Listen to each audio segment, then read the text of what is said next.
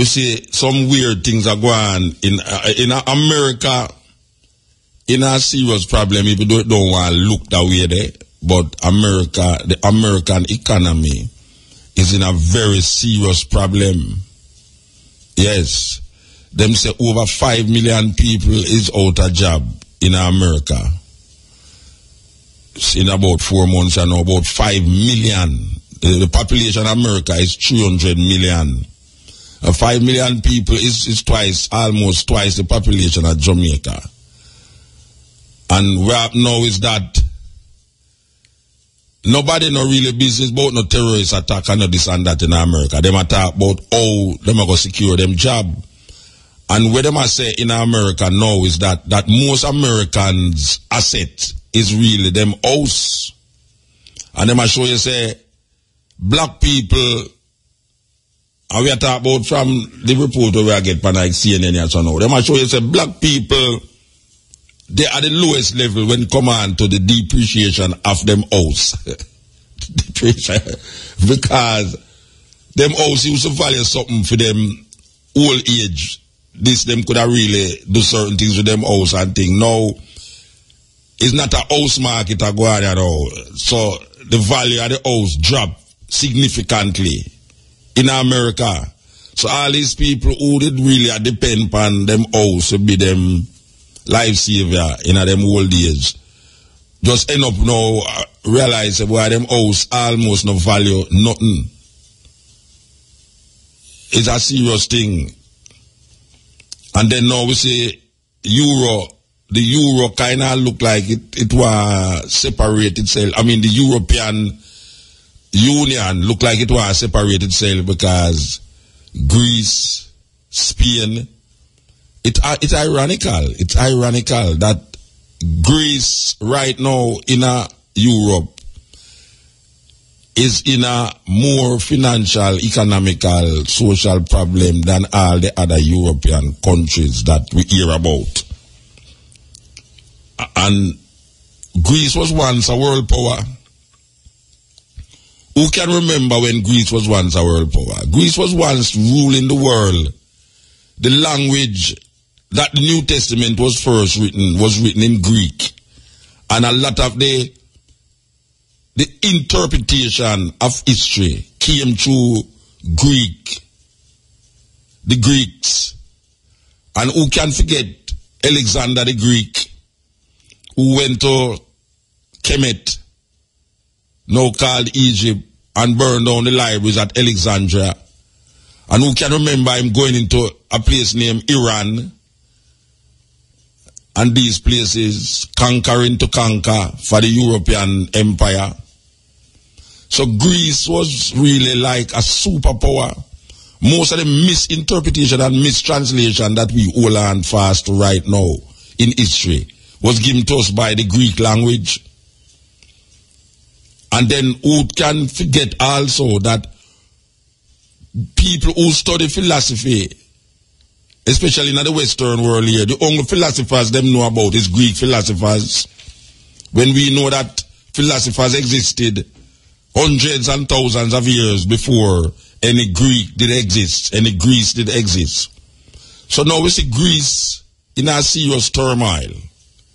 Them economies in shambles, them money gone, them have to get bailout like any other third world country. Spain also seem to be going that way.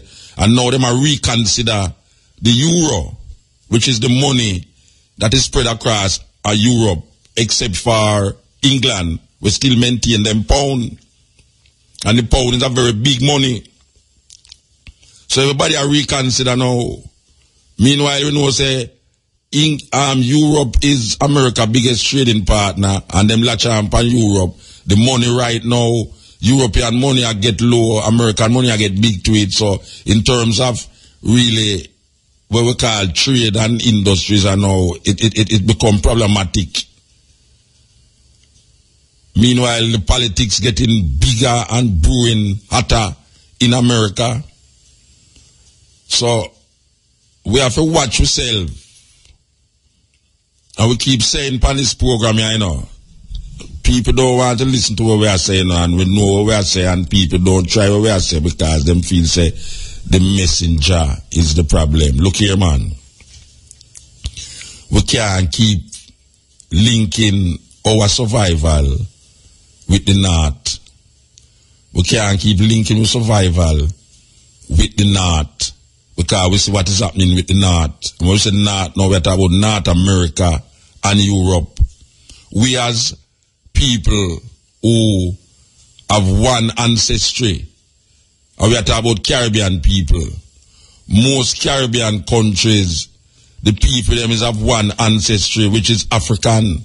And we see development are going on in Africa right now that is unprecedented. You know, a long time, Botswana is one of the most thriving countries. But nobody speak about the headways economically that Botswana make. Because it's such a small country. And it's so irrelevant when it comes on to world affairs. When we look on places like Uganda, Zambia, when we look on South Africa right now, South Africa now break away from America really and have a connection now with where them have now Russia, China, India, Brazil. Them farm a block, which now include South Africa. And we see the economy of South Africa is really moving ahead, not backwards. And you have many little African countries where we don't hear about because it's not in the interest of these people to tell you that these things is happening. Because our focus must be on Europe and what the fall of Europe. Because we stand up in front of you and we see Europe a fall, but it don't look like a fall. We stand up and we look in front of you and we see America I get crippled away, but it don't look like a crippling because they have so much power. These places have power, you know, that when them lose certain parts of them power, it don't look like them lose anything. So we continuously, you know, force ourselves to connect to them and don't realize, watch your man, we don't want when them sneeze, we catch flu, which is that all the while happen to it. It's a terrible thing going on where we don't have no independence. We can't be independent of the colonial masters or the past colonial masters. We have to reinvent colonialism and call it neo-colonialism. Not run by the farmer masters, but run by the puppeteers or the puppets of the farmer masters, based upon of them education and ability and how them define themselves in the Western world. Them can't think outside of what they were taught in the universities of Europe. So when they do things, they do it according to how Europeans do it. And it can't do no other way according to them because they never tried no other way because they don't know no other way. So when you come now and you show them, say, watch out now. We know how the thing look and we know how the thing setting up, but look on Brazil. Brazil is almost like a superpower as I know. India, when you come on to technology, India almost lead the way. Russia, there was a time when Russia and America was in this fight and this Cold War, and then broke out the Cold War through the Reagan era. But guess what? Russia developed themselves again to the point where now them a match America with the military might, and even though America is the biggest military force in the world, you have some money right now where make America a cringe. Look at North Korea.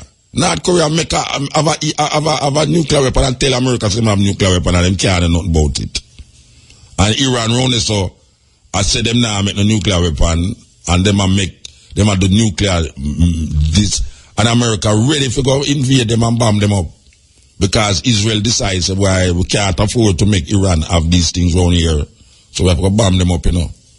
And you know, so if Israel attack Iran, America go attack too. Because the biggest ally with America and England, America and Israel, is the biggest allies. America put more money in Israel than any other country in the world, and militarily and otherwise. Meanwhile, they militarize Africa and I send troops all over the place in Africa. And we'll feel so boy, they might try to get rid of certain people. They might make base. They might make military base inside of Africa, all over the place. Ethiopia, Uganda, Sierra Leone, all over the place. So we were leaders them, and it kind of we out when we speak it, but we need to have some more economical base other than just America, America, America, America. Because you have other economies in the world that is striving, that is not in the problems that America is in.